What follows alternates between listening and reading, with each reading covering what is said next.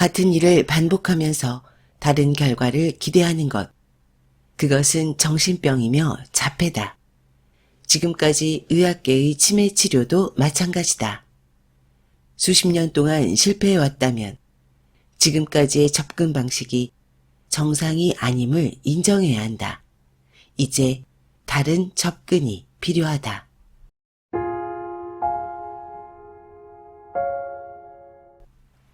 건강한 지식을 함께하는 세이버스입니다. 오늘 읽어드릴 책은 알츠하이머병 종식을 위한 프로그램, 저자 데일 브래드슨이 쓰고 청홍 출판사에서 펴냈습니다. 치매에 관한 컨텐츠를 연속으로 소개해드리고 있습니다. 한 시대를 풍미했던 3대 트로이카 중 한 명, 윤정희 배우가 얼마 전 치매로 세상을 떠났습니다. 저는 윤정희 배우가 연기한 시라는 영화를 무척 좋아합니다. 10번 이상 본 영화인데요. 너무나 안타까웠습니다.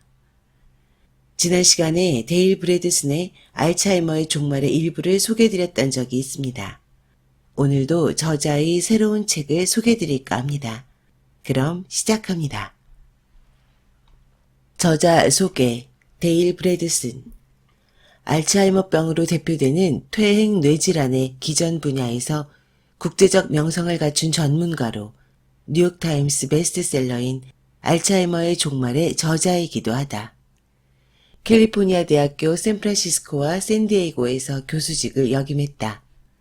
버넴 연구소에서 노화에 관한 프로그램의 책임자를 맡은 후 1998년 벅 연구소 창립대표 겸 CEO로 부임했다.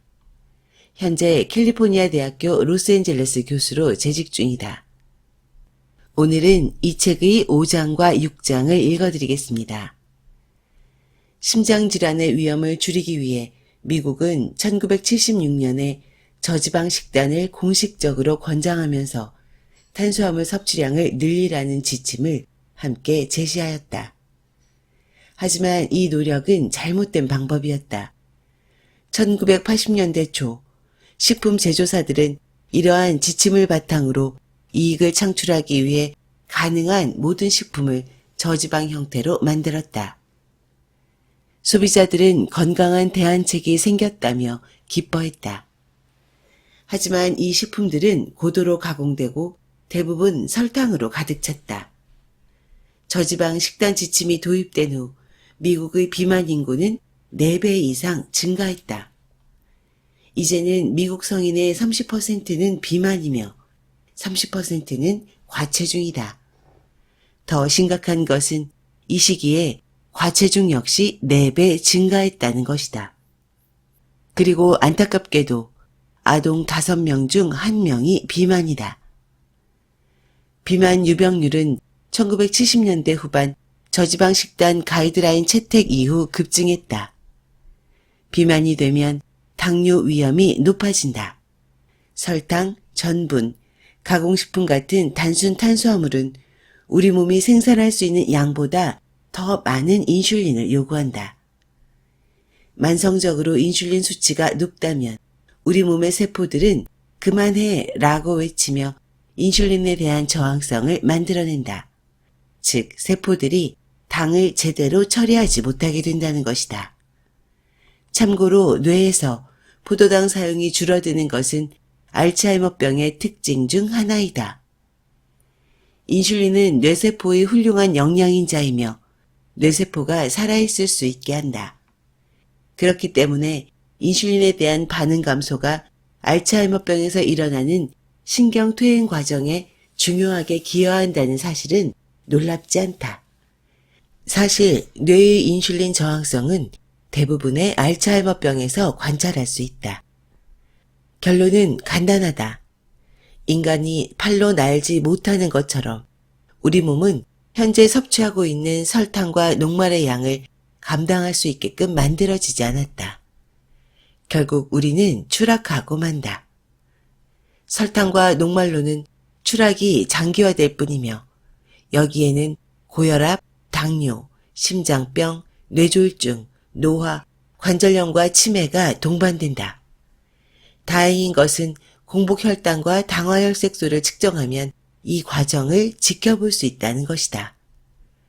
당화혈색소는 세포로 산소를 운반하는 헤모글로빈에 당 분자가 붙어 있는 것이다. 마치 상어에 빨판 상어가 붙어 있는 것처럼 말이다. 당화혈색소 수치를 지속적으로 추적하여 여러분이 이 범위의 어디쯤 위치해 있는지 파악하는 것은 중요하다. 불과 얼마 전인 1976년만 해도 미국인 중 겨우 500만 명만 당뇨에 걸렸다. 하지만 최근에는 1억 명이 넘는 인구가 당뇨 혹은 전당뇨다. 이 가파른 상승세가 오늘날 많은 사람들이 알츠하이머병에 걸릴 위험성이 높은 이유다. 당뇨와 함께 염증이 동반되는데 당이 헤모글로빈뿐 아니라 기타 여러 단백질에도 결합하여 그 단백질의 형태와 기능을 변화시킨다. 결과적으로 정상적이지 않은 단백질을 늘 경계하는 우리의 면역체계는 염증 반응을 일으켜 알츠하이머병의 위험성을 더욱 높인다. 다행히도 이 문제는 해결할 수 있으며 빨리 시작할수록 좋다. 탄수화물, 설탕 및 가공식품을 영양소 및 식이섬유가 풍부한 채소와 건강한 지방으로 대체하면서 동시에 단식 및 운동을 병행하자.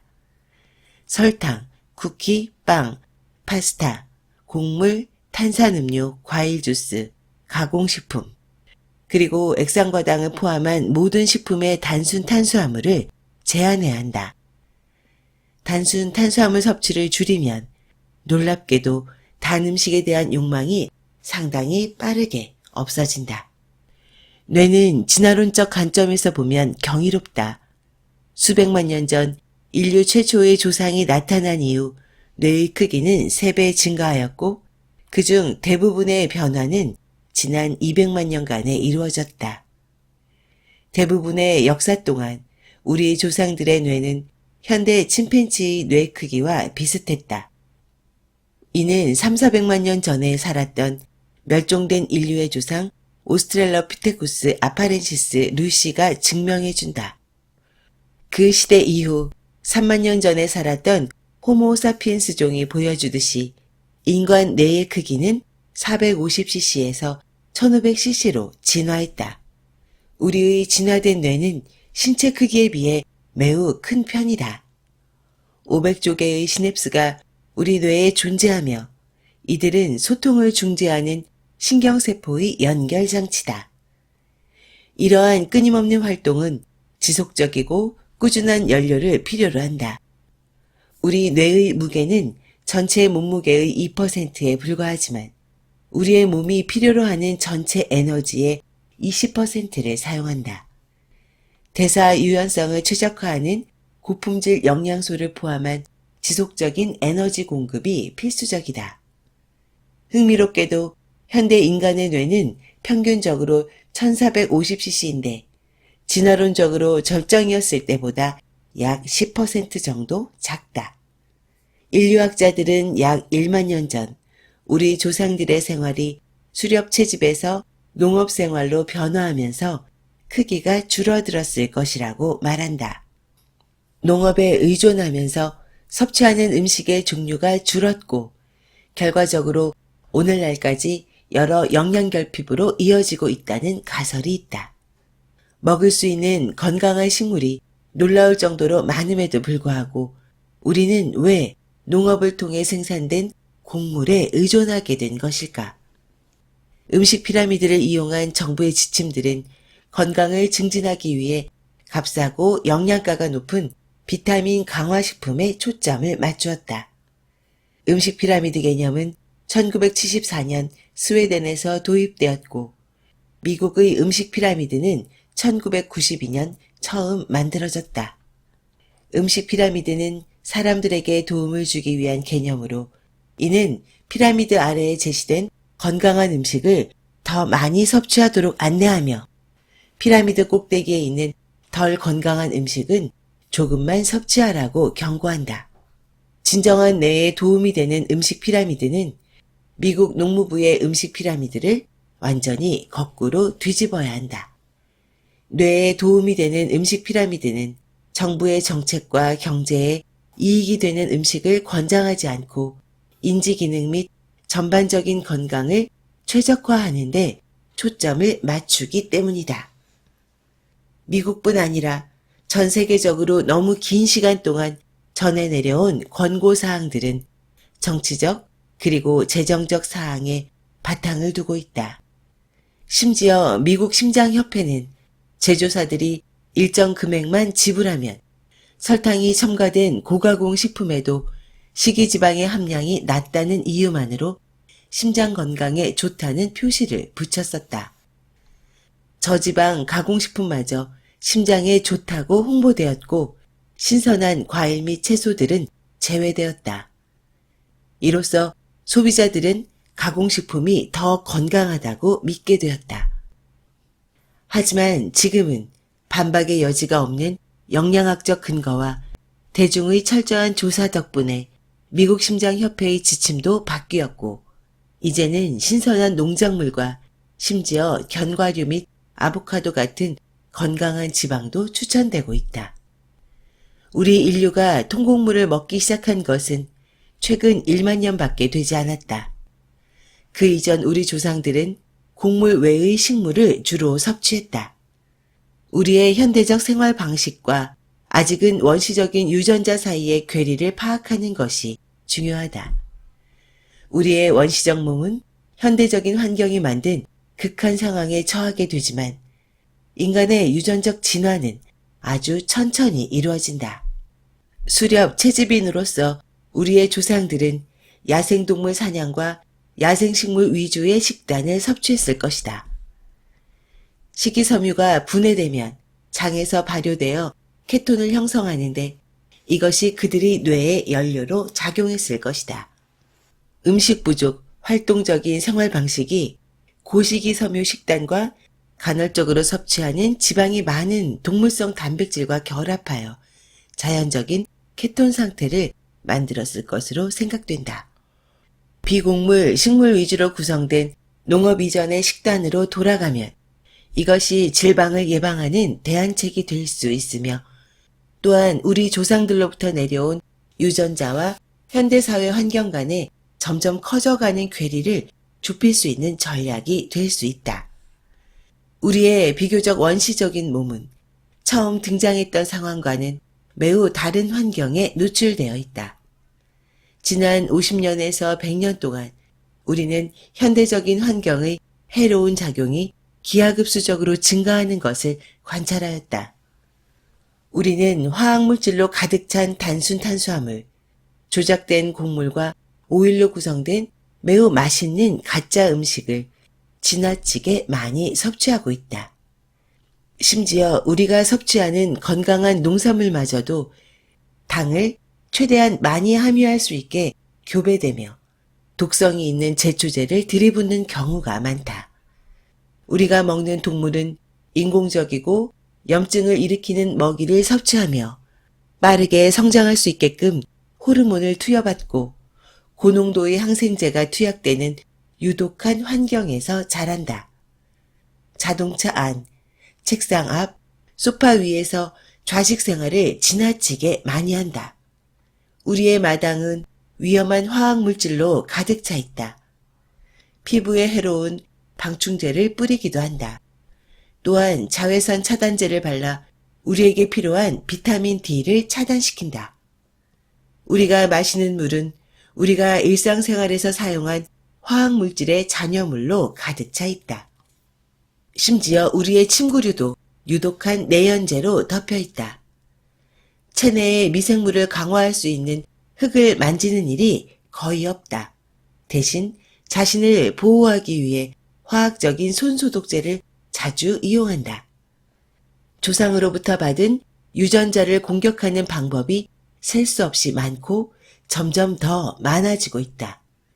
이 책에서 제시하는 대부분의 전략은 인류의 조상을 흉내내기 위한 노력이기보다는 우리가 만든 세상이 야기한 피해를 치유하고 바로잡으려는 노력이다. 이러한 배경에서 뇌 음식 피라미드를 제시하겠다. 아직 알려지지 않았거나 논란의 여지가 있는 부분들은 새로운 근거가 생길 때마다 수정할 것이다. 여러분이 이 정보를 약이라 생각하지 않고 탐구하고 실험하고 여러분의 몸을 보살필 수 있는 아주 좋은 기회라 여기길 바란다. 여러분이 선택하는 음식을 조금만 바꾸어도 엄청난 치유 효과를 낼 수 있다.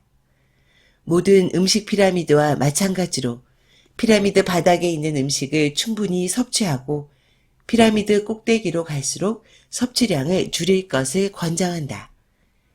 피라미드 뒤에서 각각의 단계를 하나하나 설명할 것이다. 이러한 변화에 적응하는 속도는 개개인의 대사 상태, 특히 인슐린 감수성, 움직이고 스트레스에 대처할 수 있는 능력, 수면 습관, 변화를 시작하고 유지할 수 있는 지원 시스템 등에 달려있다. 몇 주, 몇 달에 걸쳐 천천히 변화시켜 나가거나 한꺼번에 다 변화시킬 수도 있다. 변화를 빠르게 진행하면 치유도 더 빠른 속도로 이루어질 수 있지만 결과적으로 일어날 가능성이 있는 경미하고 일시적인 부작용에 대해서도 인지하고 있어야 한다. 건강한 지방은 케톤 에너지 생성을 도와 알츠하이머병 이전에 나타나거나 알츠하이머병과 함께 나타나는 신경 연료 부족을 상쇄한다. 건강한 지방은 황산화제가 풍부한 채식 위주의 저탄수화물 식단 또는 단식 및 운동과 함께하면 케톤을 더 많이 생성할 수 있다. 건강한 지방이 많이 포함된 식단은 탄수화물이 많은 식단보다 당 관련 지표를 최적화한다. 100개 이상의 연구를 리뷰한 한 최근의 메타 분석에서 탄수화물을 불포화 지방으로 대체했을 때 당 관련 지표들이 유의하게 개선되었다. 단순히 탄수화물을 줄이는 것만으로는 안 된다. 불포화 지방이 많은 식품으로 예를 들어 올리브 오일, 아보카도, 지방이 많은 생선, 견과류 및 씨앗류 등 건강한 식물성 기름으로 변경했을 때 당 관련 지표가 유의미하게 개선되는 것을 볼 수 있었다. 지금까지 알츠하이머병 종식을 위한 프로그램의 일부를 읽어드렸습니다. 어떠셨나요? 정제 탄수화물의 과잉 섭취는 오로지 포도당을 태우는 연료로 부자연스러운 변화를 가져왔습니다. 이러한 변화는 미국을 포함하여 전 세계적으로 인슐린 저항성이 폭발적으로 증가하는 계기가 되었습니다. 오랜 시간 설탕과 정제 탄수화물 섭취로 인해 높아진 인슐린 수치는 특히 뇌에 악영향을 미칩니다. 세포가 인슐린에 반응하지 않는 것을 인슐린 저항성이라고 합니다. 이는 알츠하이머병의 중요한 원인입니다. 그래서 치매를 제3의 당뇨병이라고 부르는 겁니다. 미래에 치매가 걸려 자신을 잃어버리고 싶진 않으신 거죠? 그럼 탄수화물을 줄이고 건강한 지방의 섭취를 늘리십시오. 신선한 고기와 해산물, 그리고 건강한 기름을 드십시오. 저탄수화물 고지방 식단을 드십시오. 일부 의사들이 이야기하는 지방이 해롭다는 조언을 쓰레기통에 쳐 넣으십시오.